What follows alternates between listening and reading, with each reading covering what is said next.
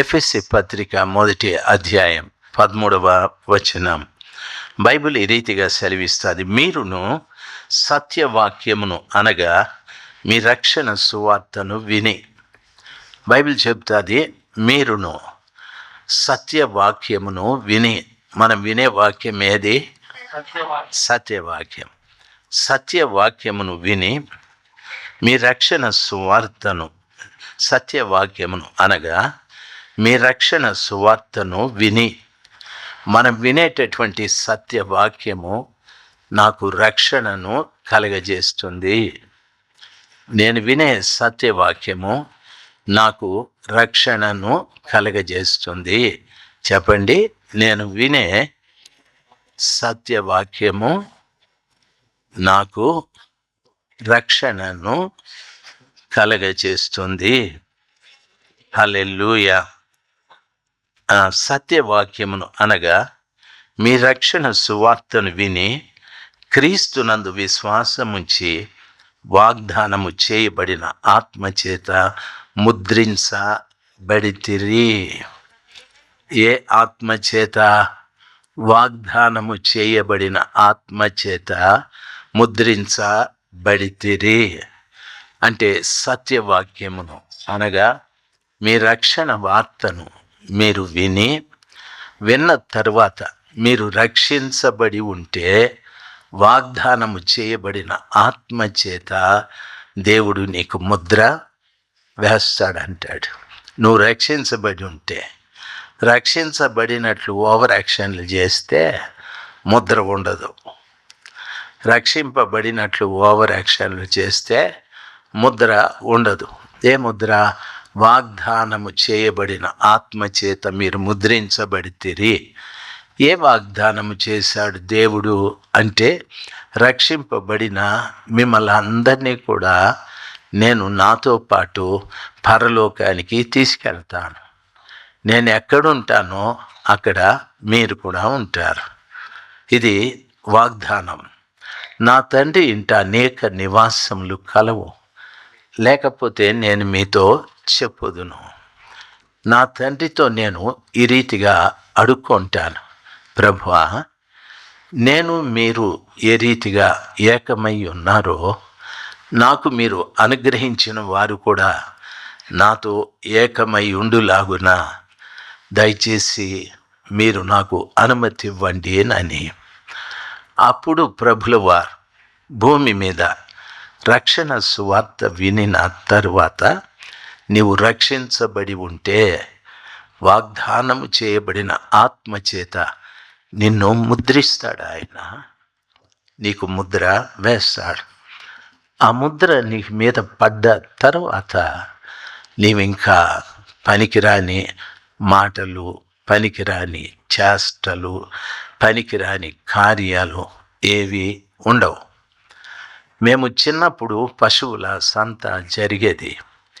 అప్పుడు ప్రభుత్వం వారు ఆవులకు ముద్రలు వేసేవారు. ముద్ర వేస్తే వీడు ఆ పన్ను చెల్లించేసినాడు, వీడిని అడగద్దండి, ఈ ఆవు సంతలో ఎక్కడైనా ఉండొచ్చు అనే గురుతు. ప్రపంచంలో నువ్వు ఎక్కడ ఉన్నా ఆత్మచేత, వాగ్దానము చేయబడిన ఆత్మచేత ముద్రించబడి ఉంటే ఎక్కడున్నా. దావీదు ఆయనంతటా ఆయన పోయినాడు. గెహాజీ ఆయనంతటా ఆయన పోయినాడు. పోయి పాడైపోయినారు. గెహాజీ తనకున్నటువంటి దర్శనాన్ని పోగొట్టుకున్నాడు. ప్రవక్తల శిష్యులలో ఒకడుగా ఉండి ప్రవక్త కావలసిన వాడు కుష్ఠరోగం వచ్చి తాను తన ఇంటి వారందరూ కుష్ఠరోగులైపోయి ఆయన ప్రవక్త స్థితిని పోగొట్టుకున్నాడు. ఆఖరికి సమాజంలో ఉండటానికి కూడా వీలు లేదు. ఆ విధంగా కుష్ఠరోగం ఉన్న వ్యక్తి ఉంటే రాళ్లతో కొట్టి చంపేస్తారు. అందుకని పారిపోయాడు. ఎందుకు కుష్ఠరోగం వచ్చేదంటే మీరు ఎరుగుదురు.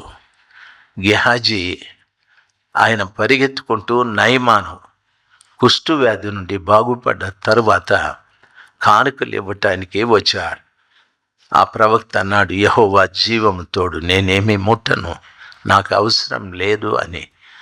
వడ్డీలు కానీ, లంచాలు కానీ, అక్రమమైన సంపాదన కానీ, మోసాలు చేయడము, అన్యాయాలు చేయడము, అబద్ధాలు చెప్పి సంపాదించుకోవడము, ఎవరైనా నమ్మి 10 రూపాయలు ఇస్తే 5 రూపాయలు ఖర్చు చేసి 5 రూపాయలు అనేయడము, ఇటువంటివన్నీ కూడా గెహాజీ కుటుంబానికి సంబంధించిన వాళ్ళు చేసే పని. మనం ఎట్లుండాలంటే దేవుని పిల్లలు, ముద్ర వేయబడిన వారము. మనం ఎవరిమి? నమ్మకంగా ఉండాలి. యశోదమ్మ మళ్ళా బయటకు వచ్చినట్టుంది, హల్లెలూయా అంటా ఉంది. ఓకే, దేవునికి స్తోత్రాలు. ప్రభు పిల్లలు మీరు ముద్ర వేయబడిన బిడ్డలు గనుక మనము జాగ్రత్తగా ఉండాలి. సైతాను మీ జోలికి అంటే సైతాన్ రాడు, వాడు సూపర్, వాడు చాలా పెద్ద ఆఫీసర్. నీకంటూ కొంతమందిని కేటాయించాడు. దురాత్మల సమూహాలు, అంధకార చీకటి శక్తులు, అవి నీకోసం పెట్టుంటాడు. అవి నీ అంబడి తిరుగుతూ ఉంటాయి. అవకాశం ఉంటే అవి నిన్ను పాడు చేస్తూ ఉంటాయి. దయచేసి గమనించాలి. అయితే ఎందుకు అవి నీ జోలికి రావంటే, నీవు రక్షణ సువార్తను విని పరిశుద్ధ వాగ్దానం చేయబడిన ఆత్మచేత ముద్రించబడ్డావు. నీ మీద పరిశుద్ధ ఆత్మ ముద్ర ఉంది. కాబట్టి దురాత్మల సమూహాలు నీ దగ్గరికి రావు. ఆలోచన వస్తుంది, అయితే నీ లోపట మనస్సాక్షి ముద్ర వేయబడిన ఆత్మ చెప్తుంది, జాగ్రత్త, నేను దేవుని కుమారుడను, నీవు కూడా దేవుని కుమారుడవు, నీకు ముద్ర వేయబడింది. ఆ రీతిగా మాట్లాడద్దు, వాళ్ళతో స్నేహం చేయొద్దు, ఆ రీతిగా నువ్వు పని చేయకూడదు. నీవు రక్షణ సువార్తను విని రక్షించబడ్డావు. వాగ్దానం చేయబడిన ఆత్మచేత ముద్రించబడిన వ్యక్తివి. నీవు రక్షించబడ్డావు, పరిశుద్ధాత్మ నీకుంది. రక్షింపబడిన వ్యక్తిగా, ఆత్మ పొందిన వ్యక్తిగా మాట్లాడాలి. హల్లెలూయా. ఆత్మ పొందిన వ్యక్తిగా మాట్లాడాలి, ఆత్మ పొందిన వ్యక్తిగా ప్రవర్తించాలి. ఇంట్లో మనం ఒక్కొక్కసారి అమ్మ ఏదో చెప్తుంది, నోరు మూసుకొని ఉండు, నీకు తెలుసా నేనంటే ఏమనుకున్నా, బయట దోహేస్తా నిన్ను అని. ఒక గంట తర్వాత సూత్రం సూత్రం సూత్రం సూత్రం అంటే పరిశుద్ధాత్మదేవుడు నీ దగ్గర ఉంటాడా? లేడు, ఉన్నట్టు నటించుకుంటా ఉండవు. అప్పుడప్పుడు సైతాన్ టెస్ట్ చేస్తుంది, ఈయన దగ్గర ఉన్నాడా లేదా అని.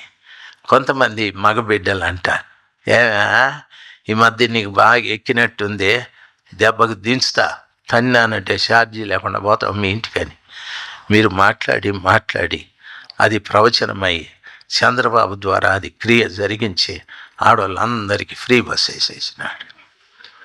నిన్న మా వాడిని అడిగిన, బస్సులో రారాదని. ఊరుకొని అయినా ఆ ఆడవాళ్ళు కొట్టినా కొడతారు, వాళ్ళకి తగిలినా కొడతారు, లేదంటే కూర్చున్నా లేపైకి అంటారు.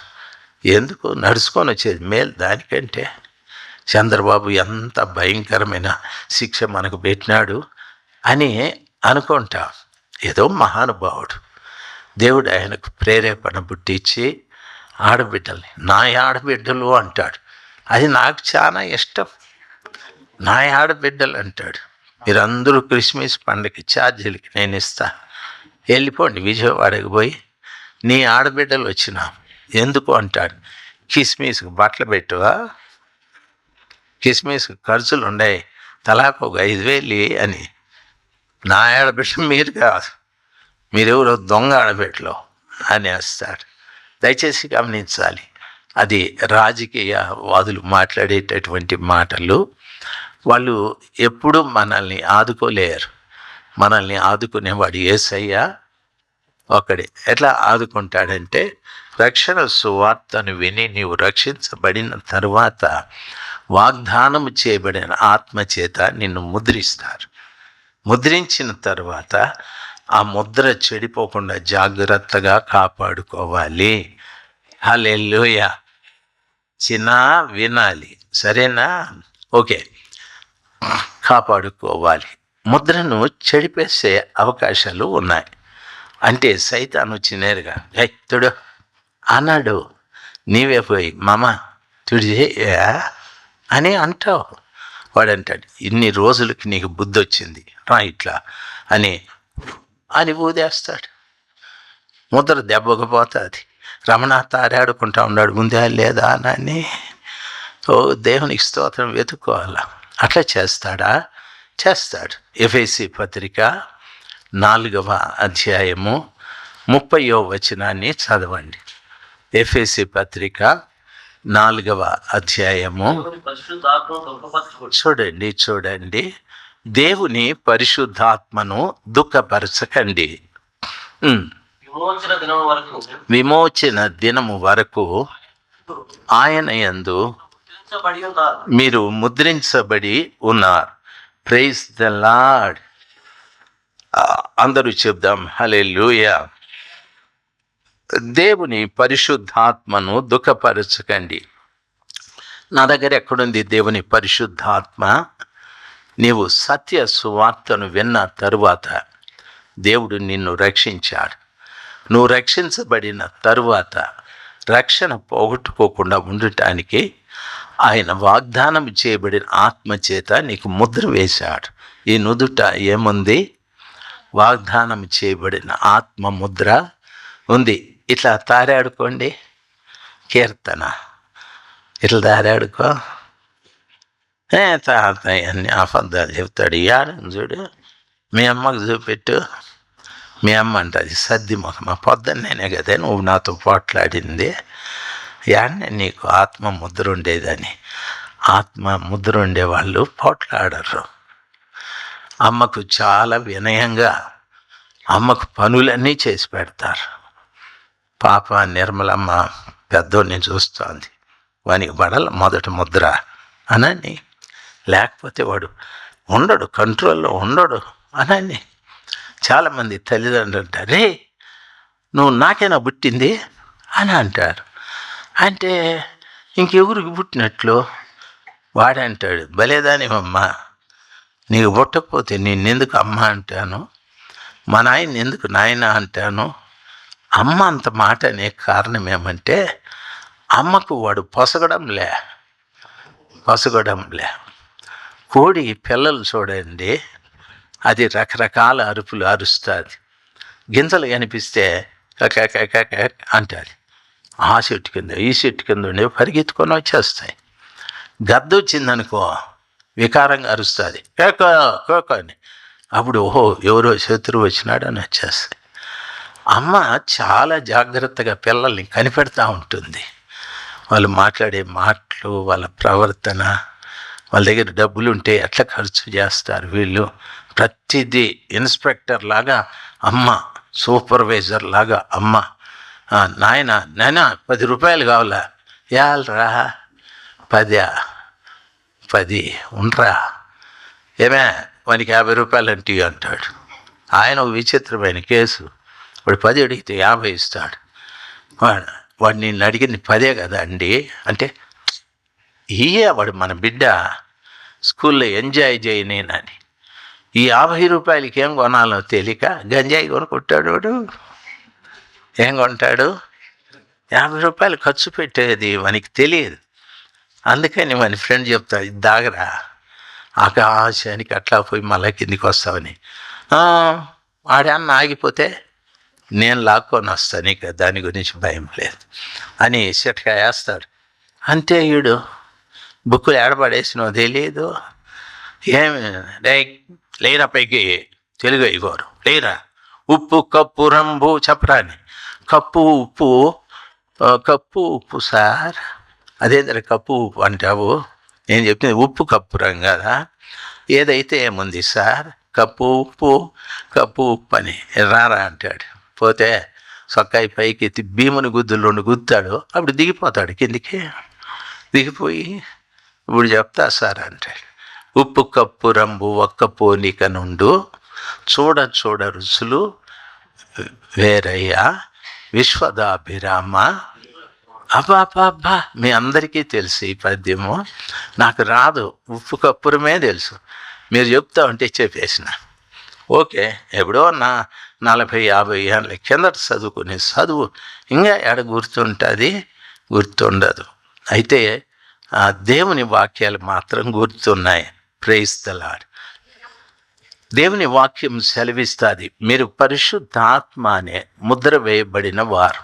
పరిశుద్ధాత్మ అనే సంచ కరువు చేత మీరు ముద్ర వేయబడ్డారు.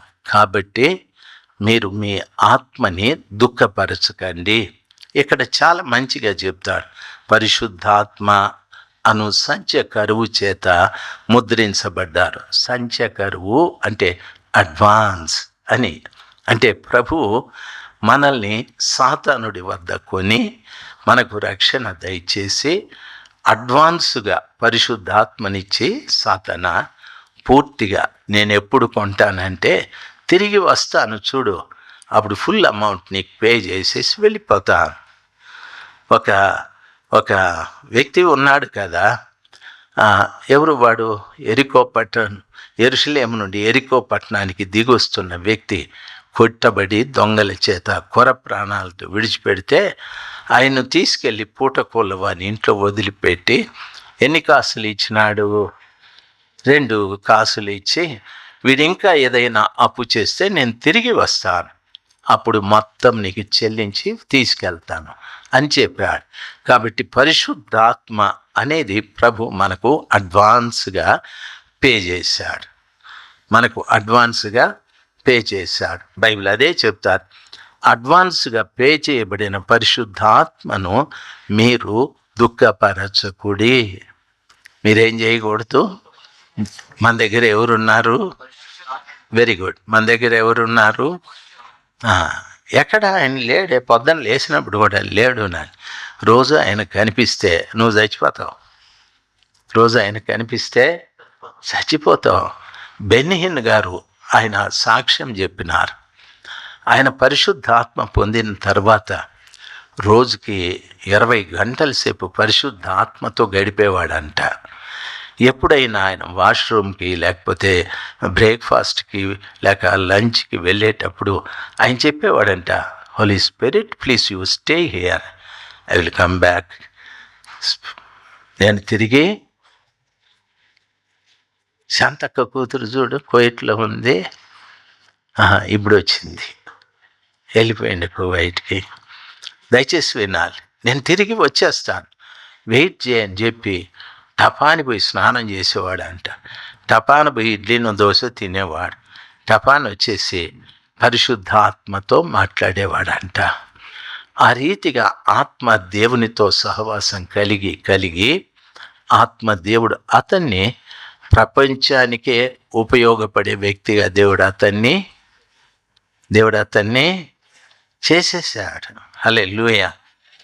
పరిశుద్ధాత్మని దుఃఖపరిస్తే ఆత్మ మన దగ్గర ఉండదు, పక్కకి వెళ్ళిపోతుంది. ఆత్మని దుఃఖపరచకూడదు. ఆత్మని ఎప్పుడు దుఃఖపడుతుంది? ఒకరు చెప్పండి.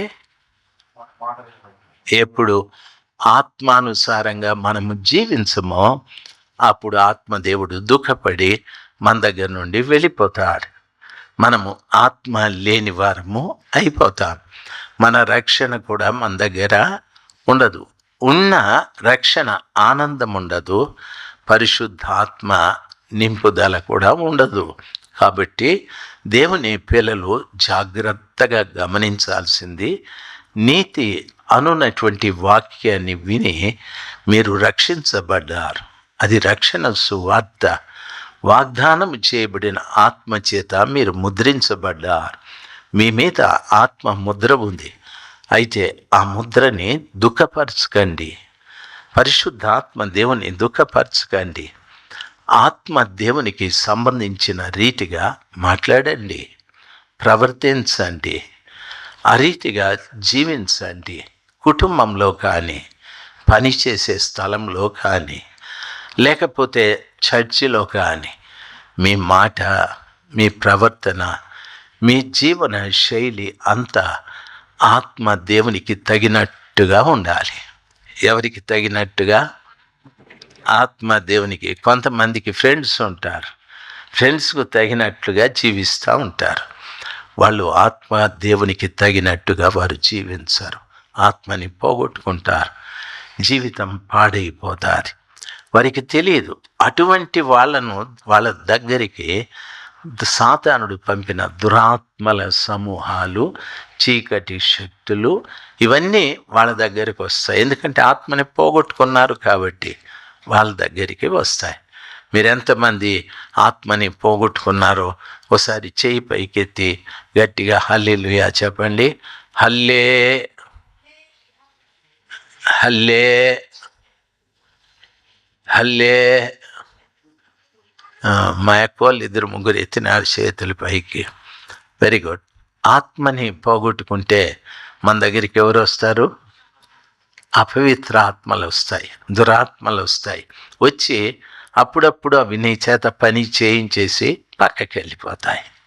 అప్పుడప్పుడు పని చేయిస్తాయి. నీ పక్క వాళ్ళను తిట్టడం, నీ పక్క వాళ్ళ గురించి చెడుగా మాట్లాడడం, సంఘంలో పాస్టర్ గురించి చెడుగా మాట్లాడడం, పాస్టర్ అమ్మ గురించి చెడుగా మాట్లాడడం, ముందర మాత్రం అనడము, పక్కకి వెళ్ళి చాలా దరిద్రంగా మాట్లాడడము, ఇవన్నీ చేస్తూ ఉంటారు. ఇటువంటి క్యారెక్టర్ ఎవరికి ఉందో నిజాయితీగా ఒకసారి హల్లెలూయా చెప్దాం. హల్లెలూయా.